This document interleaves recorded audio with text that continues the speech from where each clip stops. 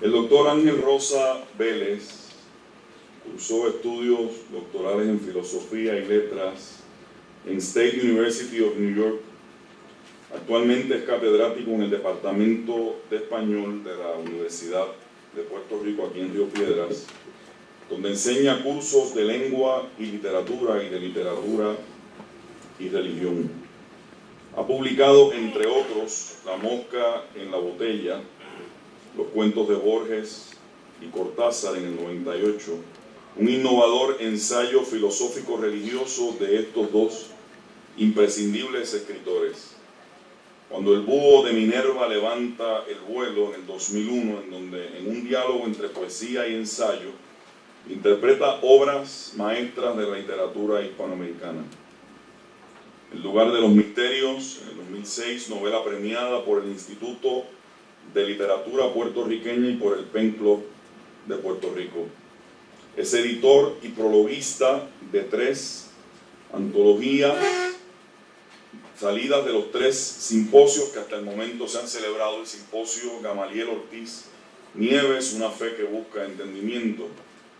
Estos libros son Escribir lo Divino, en el 2009, premiado por el Pen Club de Puerto Rico; Otros Caminos, en el 2011, que son los ensayos del segundo simposio; y La Fe que Dialoga, en el 2013, un encuentro interreligioso entre judíos, musulmanes, budistas, cristianos, católicos y protestantes, yorubas y otros.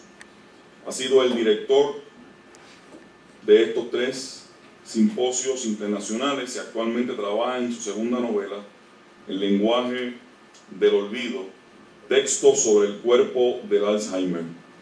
Además, trabaja en un libro de ensayo, Más allá del canon, la construcción metafórica sacra en la poesía hispanoamericana. Ha dado conferencias en diferentes universidades del país y en el extranjero.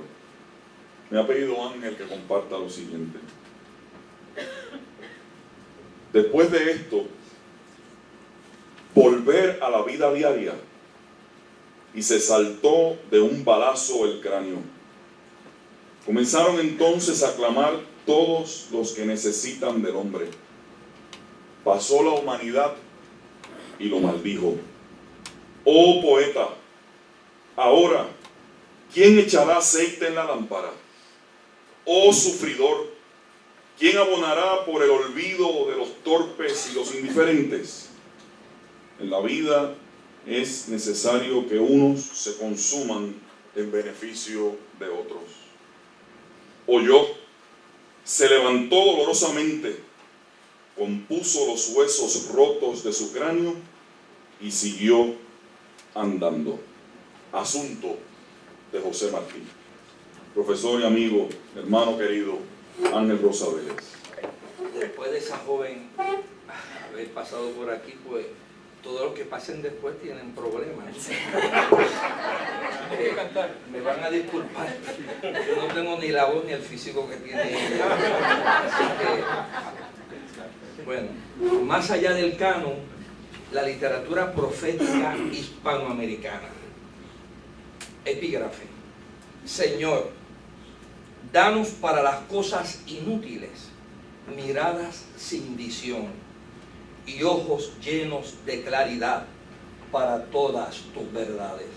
Soren Kierkegaard, Tratado de la Desesperación. Fue Ernesto Sábato en su enigmática novela Abadón el Exterminador, donde indicara que las cosmovisiones latinoamericanas no se encuentran en tratados de pensamiento puro, sino en nuestras novelas. Alguien podría cuestionar si los acontecimientos bíblicos son cuestión de un realismo mágico anticipado, o ese real maravilloso de Carpentier, o el realismo fantástico borgiano cortasariano. Quiero adelantarles que el villorrio de Belén, el poblado de Nazaret, Jerusalén y otros espacios de la narrativa bíblica no están tan lejos de los pueblos de Macondo, Comala o Santa María, esos enigmáticos espacios de nuestra narrativa. Pero ya mi antecesor, Luis Rivera Pagán, discurrió sobre ese espacio narrativo. A mí me toca el espacio poético, y fue Octavio Paz, en su magistral obra El arco y la lira, el que concretiza la inspiración, la imagen y la revelación poética dentro del discurso epifánico literario. En este discurso, la voz poética, la voz del poeta y del profeta se funden una vez se rompe el ser y logra salir afuera de su estructura en otro lenguaje, en otro orden, dentro de una particular poesía. Esa propuesta fundición de lo profético y lo poético se expresa a través de una trascendencia del ser que ha sido olvidada o sustituida en nuestra religiosidad. En la poesía que discutiremos se encuentra el ser humano, descrito como aquel ser que no puede definirse por sí solo, sino en respuesta del otro. Definirse siempre con respecto al otro, no por rivalidad, sino por solidaridad. El filósofo Emmanuel Levinas, judío de la era de Auschwitz, desarrolla esa trascendencia del ser diferente, que al hablar de un más allá, indica el pasar a lo otro. Este pasar no equivale a morir, sino a otro que ser. Y cito, no para suplantarlo, sino para sufrir por él, ser su rehén y expiar sus pecados que yo no he cometido ni he decidido redimir. Yo soy único en cuanto acusado por el otro desde afuera, en un tiempo inmemorial que no es mi tiempo. Antes que posible colaborador o enemigo, el otro se me impone hasta despertar mi compasión y mi amor. Cierro la cita. El otro es el prójimo. Ahí comienza el verdadero sentir profético en nuestra poesía, que señala dirección hacia un reino de Dios hispanoamericano. La revelación de este reino en nuestro espacio poético valida aquel de la mitología judeocristiana, añadiéndole pertinencia histórica, cultural y política. Sin embargo, son escasas las congregaciones religiosas que le dan algún valor a dichas escrituras dentro de su liturgia, porque les es difícil reconocer su escritura como una prolongación bíblica. En este país, tan perdido como el Belén de antaño o el Macondo de ayer, tampoco reconocemos a nuestros profetas y a su escritura profética. ¿Serían Juan y Jesús los últimos profetas que ocupan nuestro imaginario? ¿Acaso hemos equivocado a nuestros profetas en catedrales, capitolios y las edificaciones del World Trade Center, entre los gobernantes religiosos y multimillonarios? El imaginario propuesto es que ni de Belén, ni de ningún arrabal o residencial público, de ningún Cataño Juana Matos, podrá salir voz o escritura profética alguna. Ese es el imaginario que nos venden. Esa escritura y voz profética que continúa hablando hoy es la que reconozco en esta particular poesía. Nuestra condición de clase subordinada, de país subordinado, reconoce una sola verdad, y es la imperial. Toda vez que absolutice un proyecto teológico y político sobre cualquier otro proyecto como verdades únicas. Estoy subrayando que desde que el cristianismo se hizo religión oficial e institucional del imperio que fuere, se hizo institución nefasta.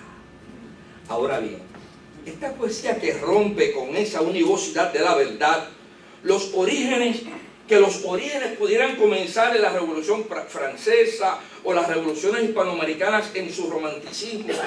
¿Y por qué no?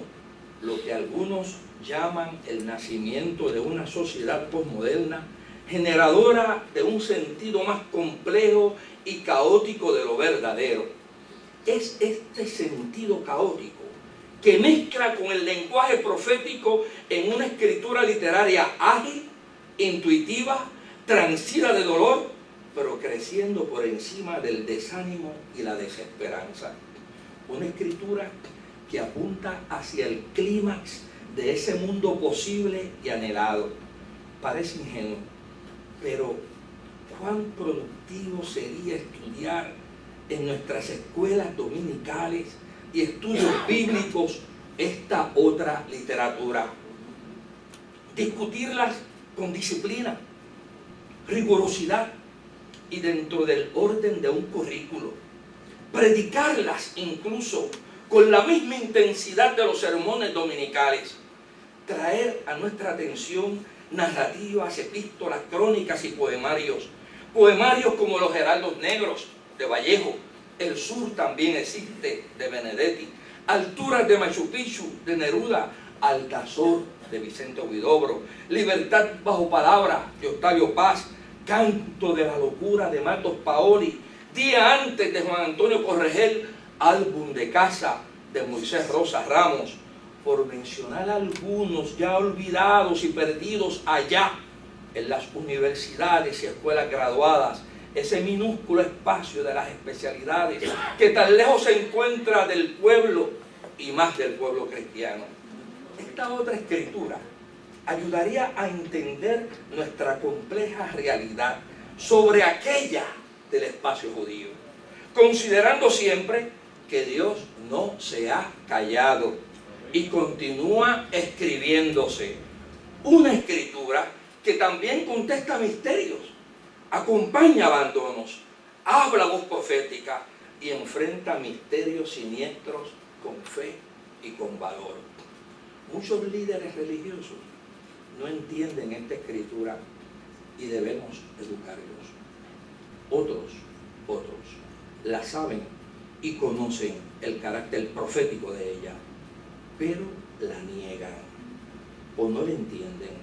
Muchas veces por vagancia intelectual, por temor a lo complejo, oculto al simplismo, otras veces por el escándalo que ocasionarían los ignorantes del dogma. No pueden entender que ningún escándalo será mayor al ocasionado por el de Jesús en su tiempo. Y muy pocos ven a Jesús señalando desaciertos y mezquindades en esas escrituras actuales. En esta ocasión del simposio Voces Teológicas en Diálogo con la Cultura, consideraré varios poemas de escritores hispanoamericanos. Ustedes los tienen en sus manos. Poemas que responden, igual que los bíblicos, a la justicia, a la solidaridad y a construir ese mundo posible propuesto por Jesús. Los enmarco dentro de tres metáforas: la metáfora del Génesis, la metáfora de la última cena y la metáfora de la resurrección. Eso va a ser mi próximo libro.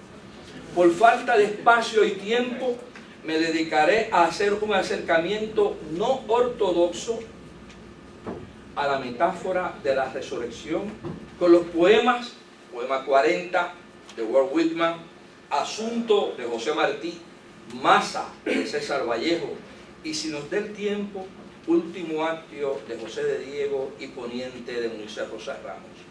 Doy por leído el resto de los poemas y leo solamente uno.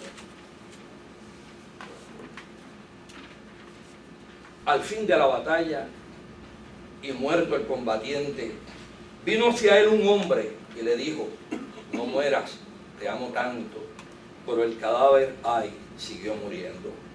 Se le acercaron dos y repitiéronle: no nos dejes, valor, vuelve a la vida. Pero el cadáver, ay, siguió muriendo. Acudieron a él 20, 100,000, 500,000 clamando: tanto amor y no poder hacer nada contra la muerte. Pero el cadáver, ay, siguió muriendo. Le rodearon millones de individuos con un ruego común: quédate, hermano. Pero el cadáver, ay, siguió muriendo. Entonces todos los hombres de la tierra los rodearon. Les vio el cadáver triste, emocionado. Incorporóse lentamente, abrazó al primer hombre, echóse a andar.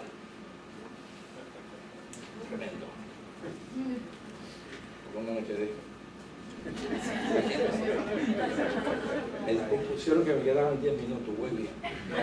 Estos poemas presentan la resurrección de un moribundo, un suicida, un combatiente y un cadáver. Me refiero a todos los poemas. Todos herederos de la resurrección cristiana. Pero una resurrección que ha sido distorsionada por sistemas fundamentalistas sobre la fábula del poema, que es la anécdota inverosímil, distorsionada por sistemas fundamentalistas, donde la fábula del poema, anécdota inverosímil, es valorizada sobre la metáfora portadora de sentido. Es decir, la lectura fácil del cuento de hadas sustituye a la lectura profunda de las ideas, donde los resultados son muchas cosas. No un moribundo, sino una escritura sensible en el poema de Whitman. No un suicida, sino un profeta cansado en el poema de Matí. No un combatiente muerto, sino un enfermo de muerte en el poema de Vallejo. No un cadáver, sino el ideal patrio que regresa en el poema de Diego. Dejaré poniente para después. Acerquémonos a los poemas Asunto y Masa. Hay una aparente semejanza entre ellos, no solo en el acto de resurrección que plantean, el levantado que sigue su camino, sino una trascendencia a la utopía hispanoamericana. ¿Quién es el resucitado? ¿Cuál es el llamado? ¿Quién llama? ¿Por qué lo hace? ¿Por qué un suicidio? ¿Quién es la masa? ¿Dónde está el milagro? ¿Cómo lo atendemos? La respuesta a estas preguntas serán nuestra finalidad. Vayamos pues a los poemas. Asunto aparenta ser un poema violento, pero la resurrección en él es mucho más que un suceso arrebatado que transgrede leyes naturales y cósmicas. Sabemos que no es posible anunciar y anticipar la muerte y menos la resurrección. Esa es la fábula.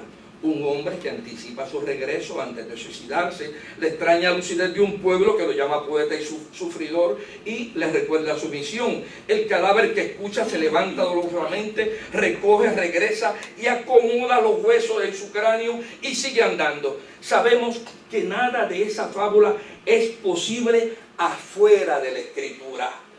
Cuando ocurre, cuando se escriben imposibles, surge la ficción poética, no como una falsedad, sino como metáfora que valida.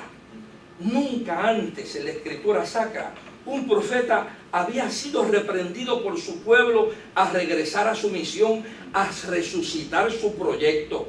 No hay noticias en la escritura bíblica, y consulté como con 7 pastores y teólogos, pero en esta literatura hispanoamericana sí ocurre. Una lectura aguda nos revelará que el profeta poeta es el que habla por el pueblo y dice su necesidad. Su voz se convierte en la voz del otro, la palabra del otro, la miseria del otro, la otra orfandad cuya condición de verdad es dejar hablar al sufrimiento por sobre su torpeza e indiferencia. Es el poeta el que dice como si fuera el pueblo: oh poeta, ahora ¿quién echará aceite en la lámpara? Es el poeta el que dice como si fuera el pueblo: oh sufridor, ¿quién abonará por el olvido de los torpes y los indiferentes? Es el poeta el que dice como si fuera el pueblo: en la vida es necesario que unos se consuman en beneficio de otros. La Biblia, hermanos, es una fuente extraordinaria de estos relatos, si supiéramos leerlos, ¿verdad? El libro de Jonás, el relato de Lázaro, el de la mula de Balaam, el acontecimiento de Jesús de Nazaret son ejemplos. Aquellos profetas bíblicos escuchaban desde sus adentros y desde arriba la voz de Dios, requiriéndole y persuadiéndole a riesgos y confrontaciones peligrosas, a huidas, reprimendas y abandonos. Job y Habacuc son historias literarias ejemplares. Pero el llamado interno de Dios en nuestra poesía ocurre desde el lado, no desde arriba, desde los de al lado, que son el prójimo, la conciencia que tenemos del otro. Es así que la fábula deja de ser un fatalismo para hacer una promesa de la condición humana en una responsabilidad que no admite escapatoria. El hombre, en el buen asunto, está cansado. No son pocas las ocasiones que el enfrentamiento, el desaliento y el cansancio llevan a poetas y profetas no a quitarse la vida, sino a quitarse de su misión de vida. Dos arquetipos de profetas cansados son Jeremías y Elías. Uno luchando contra los profetas falsos de Baal, huye al desierto y su vida se convierte en cansancio al descubrir parecerse a ellos buscando el éxito. El otro lucha contra la tarea terrible que le espera por ser profeta, por ver más que los demás. El ser consciente aumenta la desesperación. Es el cansancio que pudo haber tenido Vallejo, de Diego, Moisés Rosa, Gandhi, Mandela, Luther King y Don Pedro. Tan humanos eran como Jeremías, Isaías y Habacuc. Muchas veces ese cansancio que los asalta es el comienzo de una poderosa transformación interior. De ahí el volver a la vida diaria de su vocación, que no tiene nada de ordinaria. La metáfora del resucitado en el poema Masa continúa con dos variables importantes. Primero, que este resucitado no es el hombre de asunto cuya misión es consumirse en beneficio de otros. Este resucitado de Vallejo no está cansado, está enfermo y está muriendo. Su ocupación es seguir muriendo un trabajo de muerte, la guerra. Así quiero entender la metáfora del muriente en Vallejo. Adentro de este cadáver, aquellos promotores de guerra, de crimen social, intolerancia, genocidio, soberbia, arrogancia, capitalismo, imperialismo, sí, imperialismo, todos los imperios son malos y tantos otros. Todos esos están muriendo y el cadáver sigue muriendo. Y la tarea del profeta no es huir como lo hizo Jonás o tantos otros del encuentro con ellos, de su camino profético, sino el de insistir hasta resucitarlos y traerlos al trabajo de la vida. Dos, que todos los hombres que resucitan el combatiente en masa no son la humanidad o el pueblo torpe e indiferente del poema Asunto. Será precisamente del poema Asunto el poeta sufridor, añadiéndosele otro, sumándosele otro con sus iguales a seducir al combatiente, a dejar su agenda de muerte. La insistencia en la vida y el amor culmina en la solidaridad de todos los hombres, por letra grande, todos los hombres de la tierra. Y el cadáver se incorpora lentamente, abraza al primer hombre, distinto al de Asunto, como si fuera todos los hombres, y echa a andar. Esto es realmente hermoso, un verdadero milagro. No solo por el combatiente dejar de seguir muriendo su vida de muerte, sino por ser la solidaridad la otra forma de resurrección.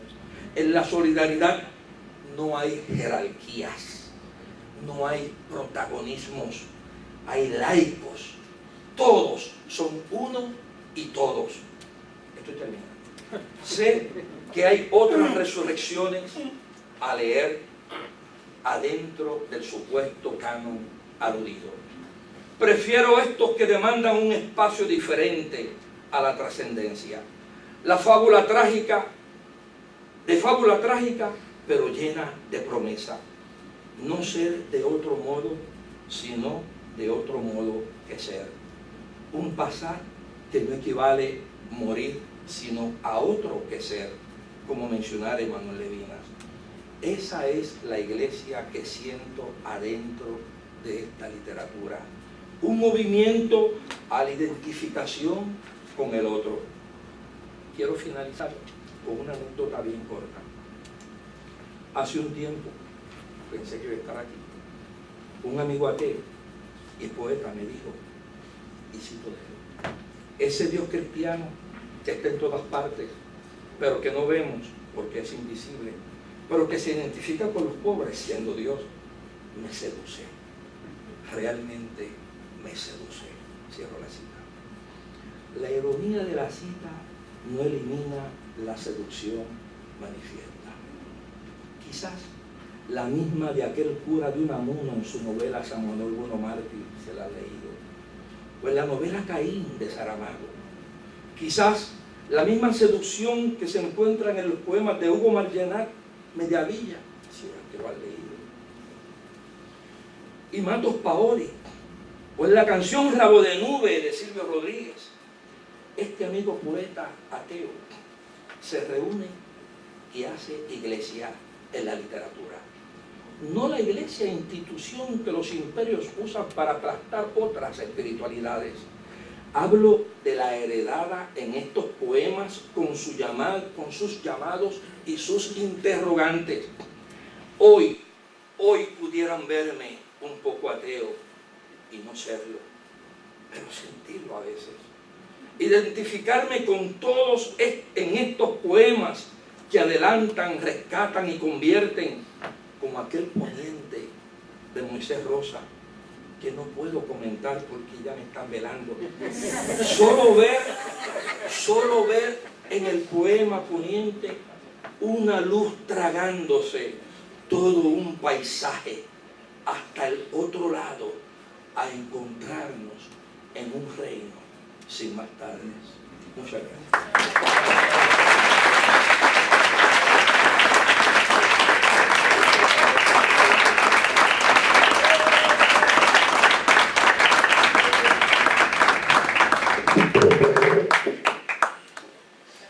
La verdad es que este trabajo de ser moderador es altamente ingrato.